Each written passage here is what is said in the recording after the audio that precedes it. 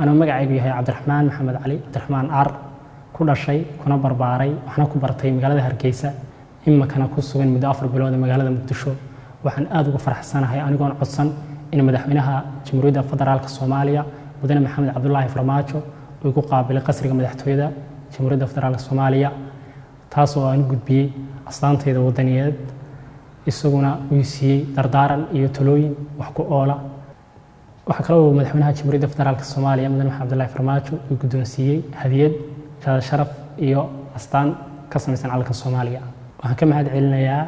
soo dhaweynta madaxweynaha Jamhuuriyadda Federaalka Soomaaliya Mudane Maxamed Cabdullaahi Farmaajo